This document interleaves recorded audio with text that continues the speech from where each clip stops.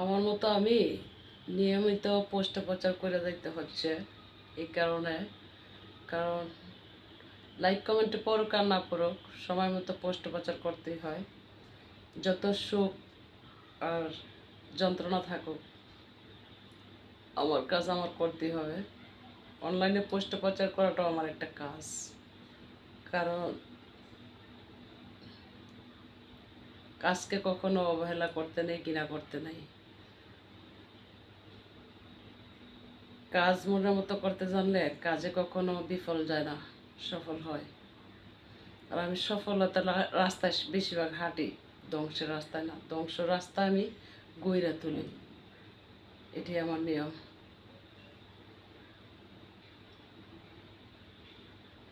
তো সমস্যা নেই, দেখি কালকে কি করা যায়, তারপরে সিদ্ধান্ত নেব। এই মুহূর্তে কারোর সাথে কথা বলা যাবে না, মেসেঞ্জার হোক আর মোবাইল হোক। চোখ রাখবেন আমার অনলাইনে, যারা আমার কথা শোনার ইচ্ছা থাকে, দেখার ইচ্ছা থাকে।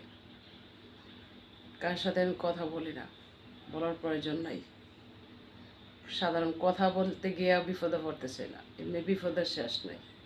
ভালো থাকবেন সকলে। খোদা হাফেজ, আসসালামু আলাইকুম।